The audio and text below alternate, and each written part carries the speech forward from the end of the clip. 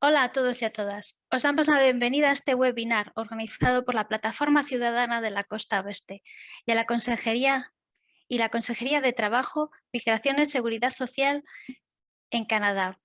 Hoy tenemos el lujo de que nos acompañen no una, sino dos personas de la Consejería que nos van a hablar de las ayudas y subsidios a los que podemos acceder al retornar a España. Damos la bienvenida a don José María Pérez Gómez y don Alberto Ferreiro Cabezas. Muchas gracias a los dos por preparar esta presentación.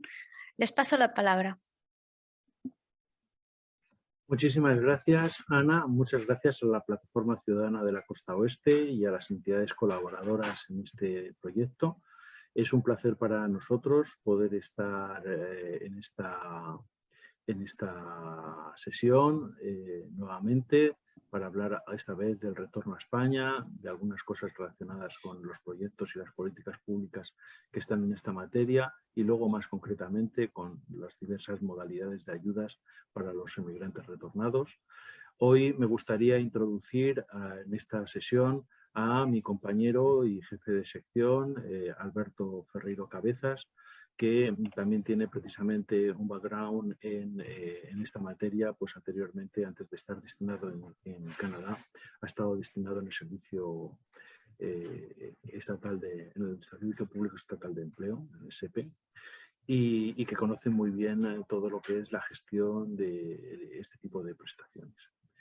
Antes de comenzar, me gustaría hacer un pequeño homenaje a un compañero que ha fallecido hoy recientemente, bueno, ha fallecido hoy súbitamente en su despacho y que fue compañero mío en el Servicio Gallego de Salud hace ya muchos años, Valeriano Martínez, que actualmente estaba de consejero de Economía de Facenda en la Xunta de Galicia y con el que tuve el placer de colaborar cuando yo era todavía un joven letrado en el Servicio Galego de Salud, cuando él era director general de Recursos Humanos.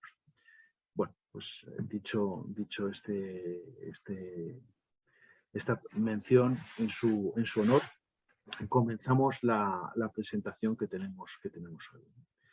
El retorno a España es una cuestión que se plantea en la situación del emigrante, en el proyecto de vida, en el proyecto vital del emigrante, cuando decide, por las razones que sean, volver a España, ¿no? Esto puede suceder por diversos motivos, pero cualquiera que sean las causas, se va a encontrar al volver o al retornar pues con una serie de retos, de aspectos que es necesario gestionar y que a veces necesita una ayuda para poder gestionarlos.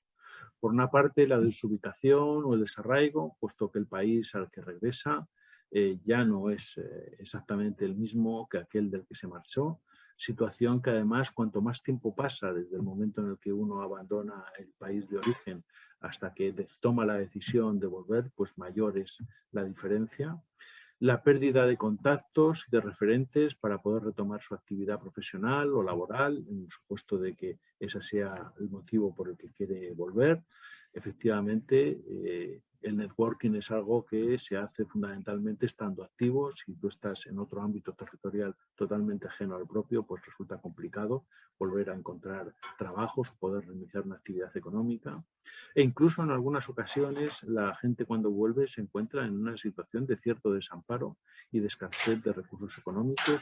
Si a lo mejor por las circunstancias por las que vuelve a su país de origen es porque no ha podido desarrollar el proyecto de vida tal y como esperaba en el país de destino, ¿no? Incluso cada una de estas circunstancias tiene una incidencia diferente si nos referimos a un emigrante que tenga una estancia corta de 1 a 5 años, en donde muchos de estos problemas pues no son tan importantes y precisamente la experiencia adquirida en un país como Canadá, pues constituye un auténtico valor añadido a la hora de poder encontrar otro trabajo en España. Pero sí que es diferente, sí que es mucho más complicado cuando se produce tras una etapa muy prolongada en el extranjero, de 10, 15, a veces 20 años, y entonces sí que se plantean una serie de problemas diferentes. También plantean una serie de retos distintos, el retorno al concluir la vida laboral, ya como pensionista, en donde ya pues, las circunstancias son diferentes, y que es diferente también si se regresa de un país con un débil sistema de seguridad social y prácticamente no se tienen recursos procedentes del país de origen, así se viene, por ejemplo, de un país y ser pensionista de Canadá, en donde quieras que no, pues también tienes un sistema de protección y de cobertura si has conseguido superar toda la trayectoria o toda la carrera profesional que se exige a ti para conseguirlo. Y finalmente, el retorno de las segundas generaciones.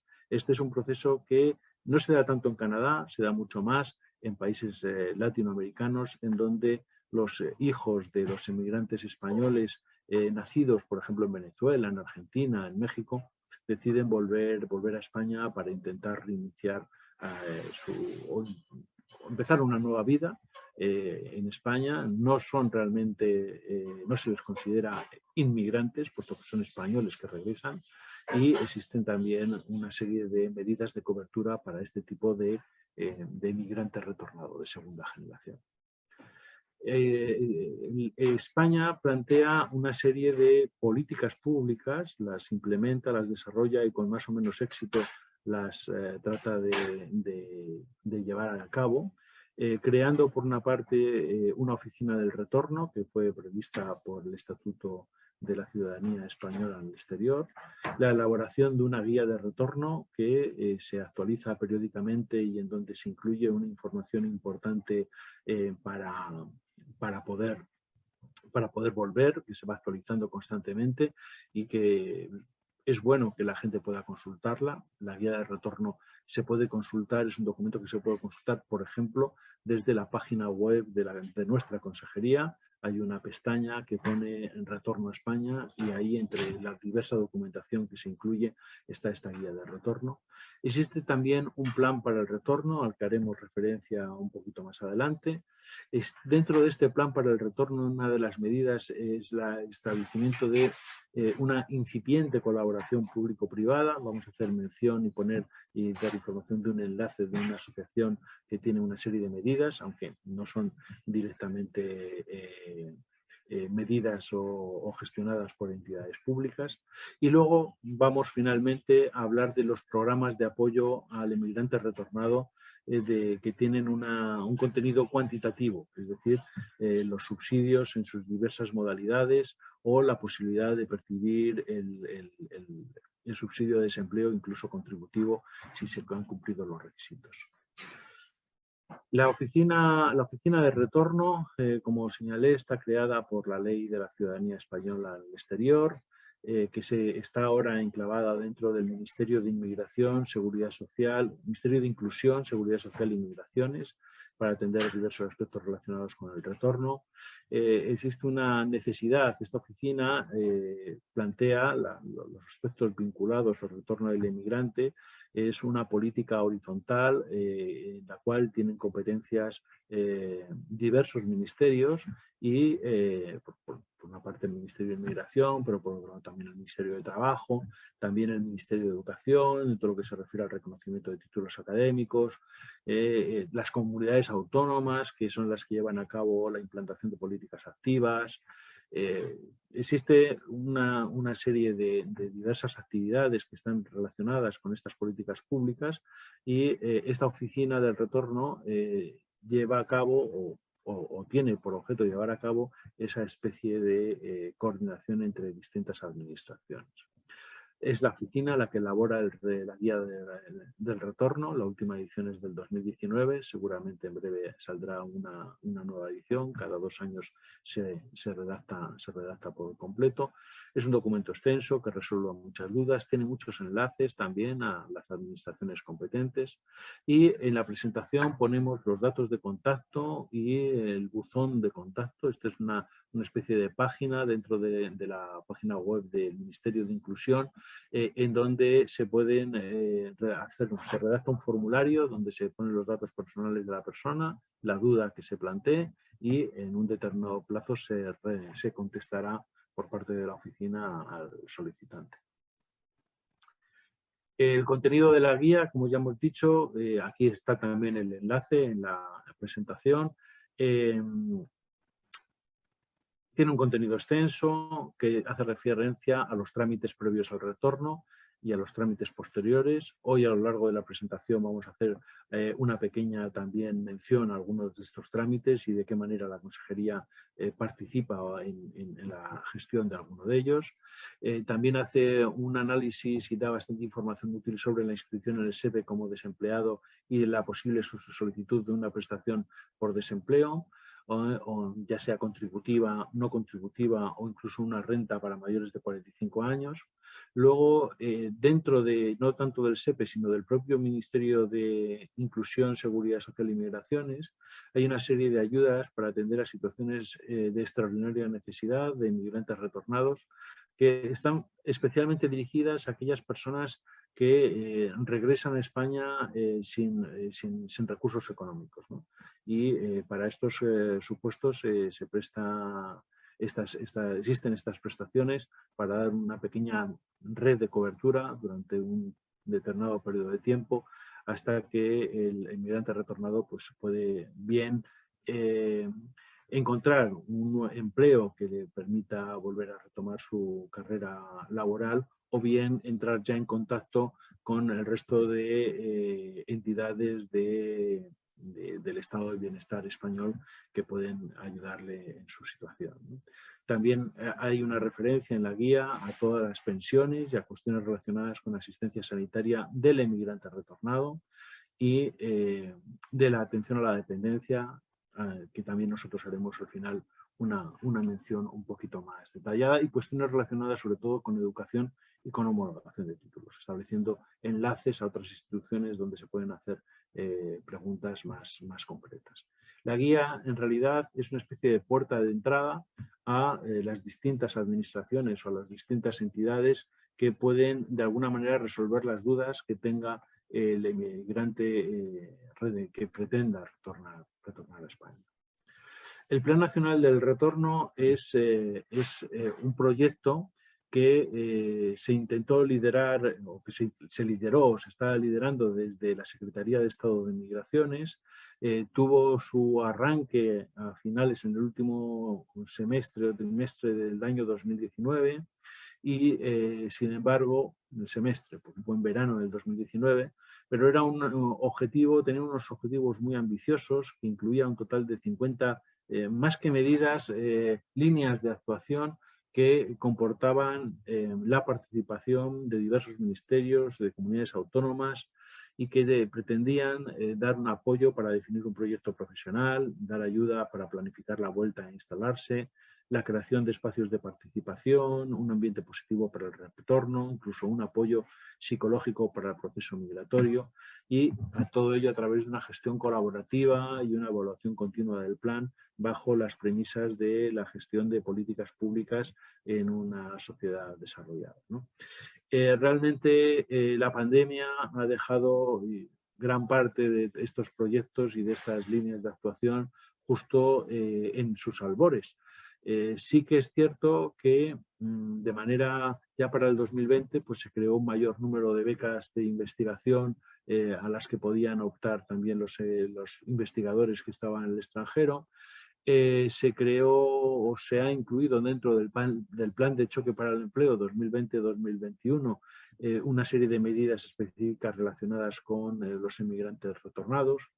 Y esperemos que una vez que las prioridades, una vez que la pandemia empiece a ser superada y pueda otra vez la administración reorientar sus prioridades a sus proyectos más estratégicos, en vez de estar resolviendo estas situaciones que nos están pues, surgiendo constantemente en estos momentos, pues volver a retomar este Plan Nacional de Retorno que era un proyecto muy ambicioso, y si consigue llegar a culminar sus objetivos, pues yo creo que va a tener unos resultados importantes.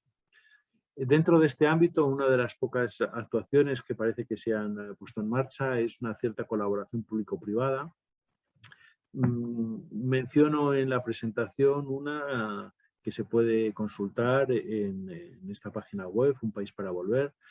Se trata de un proyecto que, si bien está dentro del marco de este tipo de políticas públicas, realmente no está implementado directamente por la administración, sino por una asociación, la asociación Volvemos, y realmente está ofertando servicios de pago, ¿no? Entonces, bueno, nosotros lo citamos aquí, puesto que dentro de sus páginas web y demás están los enlaces al Ministerio, y hace una proyección precisamente de lo que es el Plan Nacional del Retorno. Es una especie de reinterpretación, tiene cierto respaldo porque tiene publicidad institucional, por lo que probablemente tenga un cierto respaldo en su configuración por parte del Ministerio. Y yo creo que puede ser interesante también consultar, porque yo he estado echando un vistazo y puede ser interesante si alguien está interesado en volver. Y con esto voy a dar pie a mi compañero Alberto Ferreiro para que hable más en concreto de lo que son las prestaciones y subsidios de desempleo que gestiona el Servicio Público de Empleo Estatal. Muchas gracias, Alberto. Por favor. Hola, buenas tardes a todos. Muchas gracias, José María, por la presentación. Tal como ha indicado, voy a proceder a presentar las principales prestaciones que ofrece el Servicio Público de Empleo para los emigrantes retornados. En primer lugar, en la siguiente diapositiva, vamos a tratar lo que es la prestación contributiva, que digamos que es la... vale, perfecto, José María, gracias. Es lo que comúnmente conocemos como el paro. Es una prestación que hay que distinguirla del subsidio para migrantes retornados. Y para poder ser beneficiario de esta prestación es un requisito haber cotizado en España al menos durante un año en los 6 años previos a la fecha de migración. Para que nos entendamos, se crea una línea temporal desde el momento en el que se realiza la fecha en la que se migra y se echan 6 años hacia atrás. Si en este periodo hay al menos un año cotizado en España, pues se podrá tener derecho a la prestación contributiva cuando se retorne. Respecto a la duración de la prestación, se calcula en función de las cotizaciones efectivas realizadas en esos 6 años previos a la fecha en la fecha de migración. Podéis mirar en la página web del SEPE los periodos existentes, los periodos a los que se tienen derecho. Para que os hagáis una idea, si se ha cotizado un año, se tendría derecho a una prestación de al menos 4 meses. Si se ha cotizado, sin embargo, de 1 año y medio hasta los 2 años, pues el periodo se incrementa hasta los 6 meses de prestación y así hasta un máximo de 2 años de duración. En lo referente a la cuantía, si lo que es para la duración se tiene en cuenta los 6 últimos años, para la cuantía se tienen en cuenta los 180 últimos días trabajados antes de la fecha en la que se migra. Se calcula, se hace una media de las cotizaciones en esos 180 últimos días y la cuantía resultante es el 70% de esa base reguladora. Hay unos topes máximos y unos topes mínimos y que se pueden comprobar también en la página web del SEPE, y esos topes también, respecto al proceso para solicitar la prestación contributiva. Se debe solicitar siempre en los 15 días siguientes a la fecha en la que se retorna. Es importante que, aunque el SEPE, el Servicio Público de Empleo, os dé una fecha, porque funciona con solicitud de cita previa, con lo cual, aunque os den una fecha posterior a esos 15 días, siempre el SEPE va a tener en cuenta la fecha en la que se hace la solicitud. Pero al mismo tiempo es muy importante que os deis de alta como demandantes de empleo ante los servicios públicos de las comunidades autónomas, que esas oficinas se encuentran también, comparten oficinas con el SEPE. Documentos necesarios importantes para poder hacer esta prestación es el certificado de migrante retornado, del cual hablaré en las siguientes diapositivas. Si pasamos de diapositiva, pasamos ahora a hablar sobre el subsidio por desempleo para migrantes retornados. Es una prestación que, si se tiene derecho, en primer lugar, a la prestación contributiva, esta prestación, el subsidio, no se tendrá derecho, ¿vale? Son excluyentes y va primero la prestación contributiva. Respecto a este subsidio, es un subsidio no contributivo y el requisito para poder ser beneficiario es haber trabajado al menos, en este caso en Canadá, por un periodo mínimo de 12 meses. Y el retorno que sea definitivo, que sea para buscar empleo y no se tengan ingresos. La duración de este subsidio es de 6 meses, pero se puede prorrogar por 2 veces. Tiene una duración máxima en total de 18 meses. Y la cuantía al igual que la prestación contributiva del paro, varía dependiendo de las circunstancias de lo que se haya cotizado. Para este subsidio la cuantía es fija. Es el 80% del IPREM y para el año 2021 está fijada la cuantía en 451,9 euros mensuales. El tiempo para solicitarlo varía también respecto al proceso para pedir el paro. En este caso, a diferencia del paro, existen 3 días, 3 siguientes al retorno, a la fecha en la que se retorna a España, para darse de alta como demandante de empleo. Una vez que uno se da de alta como demandante de empleo, hay que realizar lo que se denomina el mes de espera, que existe para distintos subsidios y se aplica también para este. Entonces, una vez que se finalice ese mes de espera, existe un plazo de 15 días para hacer la solicitud ante el Servicio Público de Empleo. Tenéis, de todas maneras, por si no os queda claro, los enlaces en las siguientes diapositivas a cada prestación. Es importante que durante este mes de espera se empiecen a realizar los trámites para obtener el certificado de migrante retornado, puesto que es un documento imprescindible para también optar a esta prestación. Otro requisito importante es que se debe acreditar insuficiencia de rentas. Para la prestación contributiva da igual si se tienen rentas, pero para el subsidio no se pueden superar el 75% del salario mínimo interprofesional, que para este año 2021 el 75% tiene un importe de 712,50 euros. Y se tienen en cuenta únicamente las rentas del solicitante, no se tienen en cuenta las rentas de la unidad familiar. Si pasamos de diapositiva, procedemos a tratar otra prestación, que es la renta activa de inserción, que se parece al subsidio de migrante retornado, pero tiene otros requisitos. Puesto que, tal como he comentado con el anterior, con el subsidio de migrante retornado y la prestación contributiva, si se tiene derecho a esa prestación, a ese subsidio, no se podrá acceder a la renta activa de inserción. Digamos que es la tercera opción. Está destinada únicamente para mayores de 45 años y en lugar de tener necesidad de haber trabajado 12 meses en el extranjero, en este caso el periodo es inferior y con 6 meses bastaría. La duración de la prestación es de 11 meses y se puede solicitar un máximo de 3 veces. Cuando se finaliza de percibir esta prestación, hay que esperar 12 meses, estando inscrito como demandante de empleo, para volverla a solicitar. Y la cuantía asciende, tal como en el subsidio de migrante retornado, el 80% del IPREM, que está ahora para el 2021 en 451,90 euros. Requisito para poder pedir esta prestación, también el certificado de migrante retornado y la acreditación de insuficiencia de rentas. En este caso, está puesto mal la diapositiva, porque en esta prestación sí que se tienen en cuenta las rentas de la unidad familiar. Podemos pasar de diapositiva. aquí podéis ver los enlaces al SEPE, que la verdad que tienen la información muy detallada y es muy interesante. Y os ofrecemos aquí los enlaces para cada prestación de forma individualizada.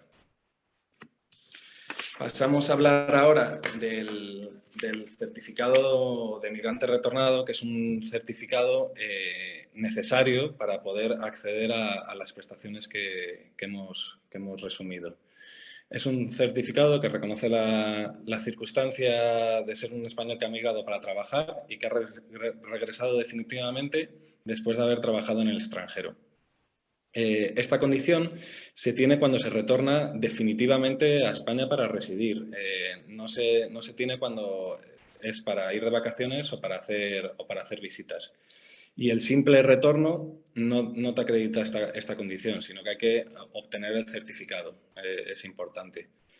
Hemos puesto en la diapositiva un supuesto para el retorno de los hijos de migrantes, que para explicarlo es si un hijo de un inmigrante que no haya nacido en España pero que tiene la nacionalidad española de origen, si retorna por primera vez a España para residir, para vivir y trabajar, tendrá también la condición de migrante retornado. Los efectos de este certificado no otorga derechos por sí solo ni ninguna ayuda, sino que es un requisito para poder acceder a las ayudas de la administración, pues, que puede ofrecer la administración estatal o de las comunidades autónomas o la administración local. Es un certificado único. La autoridad que emite este certificado, donde lo debéis solicitar, es ante la delegación y subdelegación de gobierno de la provincia en la que fijéis vuestra residencia cuando retornéis a España. Respecto al contenido que tiene este certificado, pues se consigna la fecha en la cual se produjo la migración, la salida de España. También se consigna la fecha en la que se retorna a España, que esto se certifica mediante la presentación, pues, de la baja consular y adicionalmente con los billetes de avión, los sellos en el pasaporte de entrada, etc. Un contenido importante que tiene este certificado es el tiempo trabajado en el país en el que se emigró, en este caso Canadá, y el periodo de ocupación cotizado.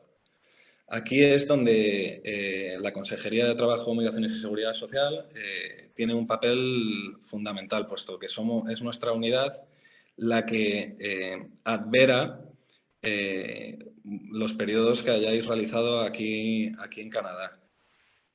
Por eso es importante que antes de retornar os pongáis en contacto con la consejería mediante teléfono o correo electrónico para que os informemos y os demos información detallada de la documentación que necesitamos para adverar dichos periodos. A modo resumen, el documento más simple y el que da la información que nosotros necesitamos es el ROE. El ROE aporta información sobre las fechas de inicio y finalización de los trabajos realizados y también certifica que esos periodos trabajados efectivamente han sido cotizados, ya sea en el CPP o en el Quebec Pension Plan. En defecto del ROE, pues se deben acreditar dos extremos. Uno es la duración de la actividad laboral, que se puede acreditar mediante una carta original de la empresa o la presentación de nóminas. Y, por otro lado, hay que acreditar también que esos trabajos realizados efectivamente han sido cotizados. Esto se presenta mediante el documento T4. Pero, como os he dicho, el documento más fácil y más sencillo y que con ese documento nos serviría es el ROE. También, cuando en España hagáis la solicitud del certificado de migrante retornado, habrá que realizar una declaración responsable de que no se está cobrando, no se está percibiendo una prestación por desempleo en Canadá. Bueno, por esto sería todo por mi parte. Vuelvo a ceder la palabra a José María. Muchas gracias. Muchísimas gracias, Alberto, por tu explicación de estas prestaciones concretas que están dentro del ámbito de actuación del Servicio Público de Empleo Estatal. A continuación, vamos a hacer una mención a otras dos modalidades de ayudas que pueden, a las que pueden recurrir en caso de necesidad los emigrantes. Se trata ya de una serie de medidas subsidiarias de la panoplia de subsidios que hemos expuesto anteriormente. No están gestionados por el SEPE, sino que están gestionados, en este caso, directamente por el Ministerio de Inclusión y Seguridad Social y Migraciones, y no tienen el carácter de prestaciones sociales, sino que tienen un carácter subvencional.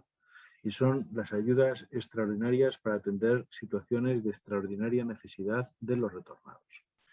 A veces existen ocasiones en las que, incluso en Canadá hemos tenido nosotros que atender algún caso, en que hay personas que se encuentran en una situación de vulnerabilidad por razón de enfermedad, por razón de situaciones, están incursas en situaciones de violencia de género o otras circunstancias en donde en una primera instancia la posibilidad de acudir a estos mecanismos de subsidios por la propia dinámica que tienen de necesidad de esperar una serie de periodos de tiempo para poder ser efectivos, sobre todo si no se tienen prestaciones contributivas en España, pues pueden hacer que la persona que retorne ya de por sí en una situación de vulnerabilidad pues se encuentre incursa en una situación de necesidad extrema. Son estas situaciones extraordinarias las que tienen las que se intentan subvertir por medio de esta prestación, ¿no? Son ayudas directas destinadas a atender a ese tipo de situaciones de los españoles retornados por gastos extraordinarios derivados del hecho del retorno y siempre que se acredite una insuficiencia de recursos en el momento de la solicitud de ayuda. ¿Por qué es necesario vincular este tipo de ayudas a una serie de gastos extraordinarios? Porque al tener carácter de subvención es necesario posteriormente justificar en qué se ha gastado el dinero. Estos gastos extraordinarios pueden ser pues, desde los del desplazamiento, los de la fianza para tener una habitación, aparte del alquiler, para comprar con ropa o utensilios para poder establecerse. Cualquier tipo de cuestiones de esta naturaleza que están incluidas dentro de lo que es la convocatoria van a poder ser luego objeto de esta subvención siempre de los límites establecidos para ello. Son beneficiarios los españoles de origen retornados. Es importante la mención a la situación de españoles de origen, ¿no? Que se puede ser español de origen incluso no habiendo nacido en España si los padres son, o al menos uno de los padres es español de origen. Y se pueden solicitar dentro de los 9 meses siguientes al retorno, siempre que se haya acreditado que se haya residido en el exterior de forma continuada un mínimo de 5 años antes del retorno. En estos casos, a diferencia de los subsidios, que era necesario justificar que se había llegado a trabajar durante un determinado periodo de tiempo, 12 meses en los últimos 5 años o 6 meses en el caso del subsidio, en estos casos no es necesario acreditar estas situaciones, ¿no?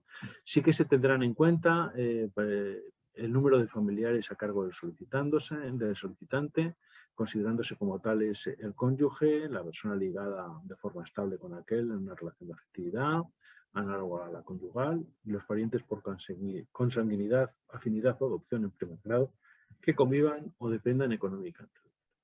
Como hemos confirmado, no se trata de prestaciones por desempleo, sino que tienen carácter de subvención y los otorga la Secretaría de Estado para la Inmigración, que tiene delegada esta competencia en la Dirección General de Migraciones.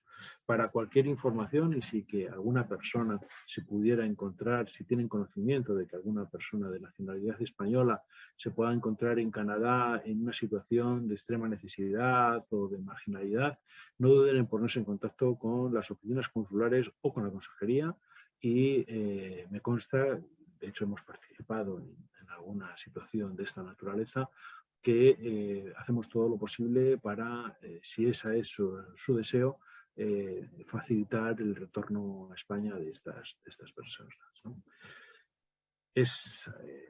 Afortunadamente son supuestos muy aislados, muy minoritarios, pero también suceden. Y finalmente, la atención a los inmigrantes retornados y la dependencia.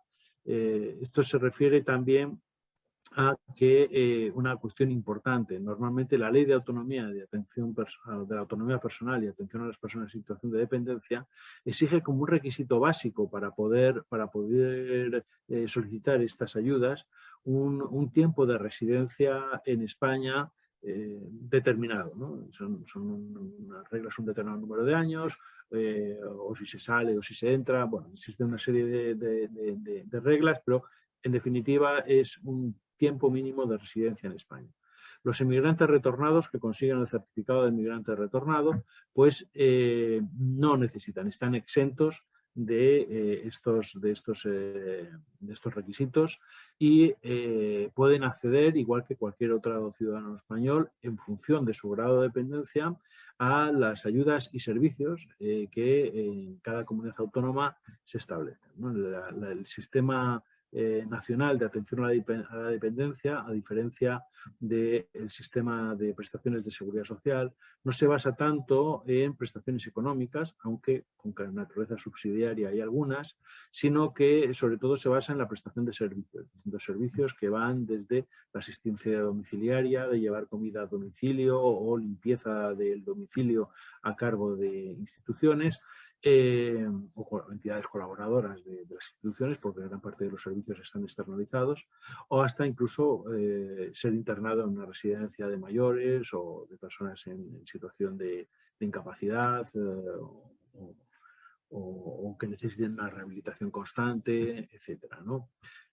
La dependencia normalmente exige en mayor o menor medida la participación de una tercera persona en la atención de las necesidades básicas del solicitante, del requirente. Y por lo tanto, en función de la medida en la que esa necesidad de ayuda se materializa, la dependencia se califica en varios grados. En función de los grados de dependencia se establece el acceso a los servicios. Los servicios se financian parte por el Estado, parte por las comunidades autónomas, en parte también a veces por los ayuntamientos, aquellos ayuntamientos o diputaciones provinciales grandes y que tengan servicios de esta naturaleza, y en función de la renta del beneficiario también puede, o también en muchos casos tiene que participar el beneficiario con una parte de su coste. Bueno, en definitiva, este es el marco general, y lo importante que hay que tener en cuenta es que los inmigrantes retornados, aunque no cumplan con el requisito de residencia en España, también tienen derecho a acceder a estos sistemas. Y con esto damos por concluida esta parte de la charla. Quedamos a su disposición para las preguntas que tengan a bien preguntar. Muchas gracias. Muchas gracias. Sí, hay algunas personas que ya han empezado a hacer preguntas en el chat. Podemos ir leyéndolas. Si hay alguien más que quiera preguntar algo, tiene la opción de escribirla en el chat o levantar la mano virtualmente y le daremos paso para que formule la pregunta de viva voz. Eso sí, si estas personas no quieren salir grabadas, por favor, desconectar la cámara cuando realicéis la pregunta. Entonces, para empezar, hay una referente a la solicitud del certificado de migrante retornado y la adveración de documentos. Preguntan si eres autónomo y no tienes ROE, ¿qué documentos puedes necesitar? ¿Valdría la declaración de la renta o qué otro documento valdría? Vale, sí, esto es una cuestión que solemos tratar en la consejería, y en principio lo que se tienen que aportar son las facturas que emita el trabajador autónomo, puesto que la declaración de impuestos siempre se realiza al año siguiente.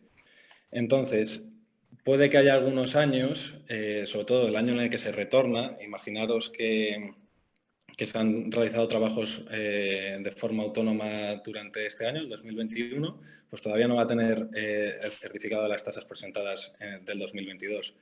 Con lo cual, para ese último año en el que se hace el retorno, sí que es una declaración responsable, sí que hay que aportar las facturas emitidas, y se queda pendiente de que podamos pedir documentación adicional al año siguiente de las tasas. No sé si se ha quedado claro.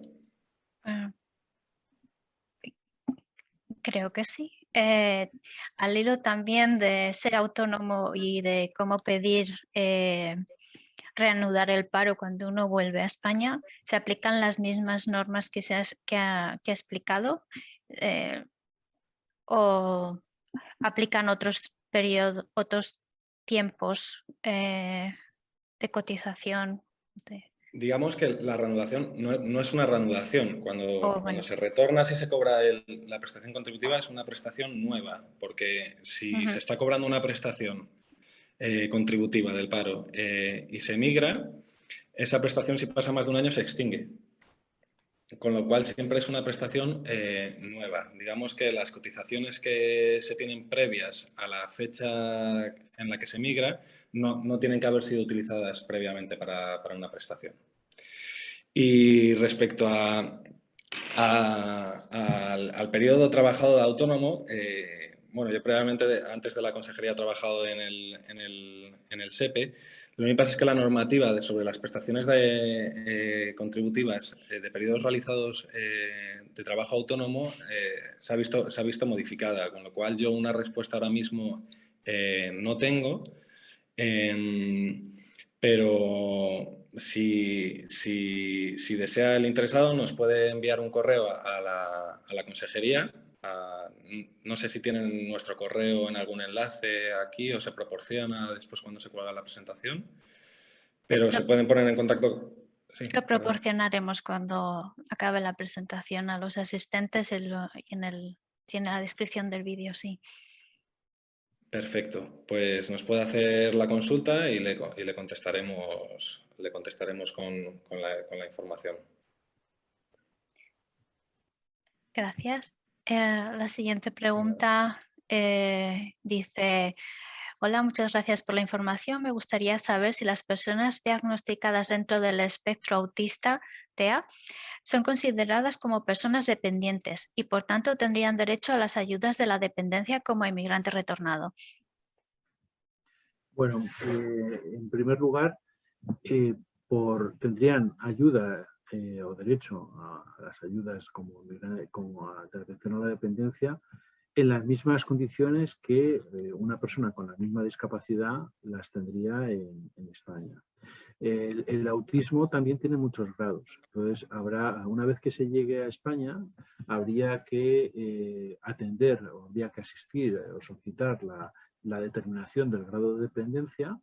En las administraciones competentes para determinar el grado de dependencia son las administraciones autonómicas del lugar donde se empadrone una vez que se produzca el retorno a España.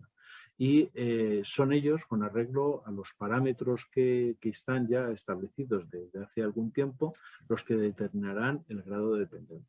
Entonces, en función del grado de dependencia que tengan, pues podrán ser beneficiarios de algunos servicios, ¿no? Probablemente sí. Lo que pasa es que el autismo también tiene muchos grados y no todos los grados son igualmente incapacitantes.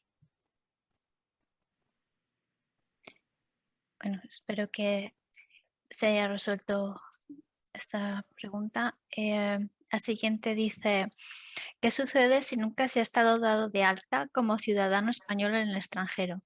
¿Sería un impedimento para solicitar el subsidio al inmigrante retornado? Gracias. En principio, no. La recomendación siempre es que se dé de alta en el registro consular. Puede darse en cualquier momento, incluso justo antes de marcharse. Se puede dar de alta y darse de baja, aunque solo sea para tener la documentación. De todas maneras, para obtener el certificado de inmigrante retornado, sobre todo lo que es necesario son medios de prueba que se determine que se ha producido a la salida de España, que se ha producido sobre todo para obtener las ayudas del SEPE, que se ha trabajado, bien sea por cuenta propia o bien por cuenta ajena, los periodos de tiempo mínimos que establece la normativa, 12 meses en un caso, en un determinado plazo de 5 años y 6 meses en el otro. Y en función de que se pueda acreditar por cualquiera de los medios de prueba admitidos en derecho, billetes de avión, baja en registro consular, pero sellos incluso en el pasaporte, pero nosotros siempre recomendamos que en algún momento se produzca el alta y la baja consular.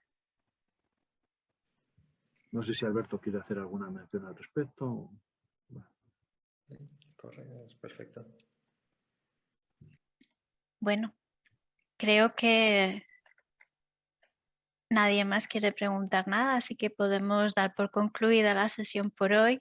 De todas maneras, creo que la consejería está más que dispuesta a atender cualquier pregunta que le envíen por correo electrónico. Así que si a alguien le surge otra duda o a alguien que esté viendo la grabación, siempre puede contactar con ellos. Muy bien, pues nos despido. Yo doy nuevamente las gracias a la consejería por mantener, digo a la consejería, a la plataforma, por tener esta posibilidad, esta ventana abierta. También a la institución, a la escuela de yoga que nos sirve un poco como plataforma para poder, con los medios logísticos para poder realizar esta actividad. Y estamos a disposición de la plataforma para poder realizar otras charlas sobre cuestiones que consideréis de interés para la población. Muchas gracias. Muchas gracias José María, Ana Alberto, por preparar esta sesión. Y también muchas gracias a todos los asistentes y comentaros que si no queréis perderos ninguno de nuestros próximos eventos, podéis suscribiros a nuestro boletín de noticias para recibir todos los avisos en vuestro correo electrónico. Para suscribiros solo tenéis que ir a nuestra página web www.pccocanada.org. También podéis seguirnos en Facebook, Instagram o Twitter. Y si queréis ver cualquiera de nuestros webinars anteriores, solo tenéis que ir al canal de YouTube de la PCCO. Así que hasta la próxima. Adiós. Muchas gracias.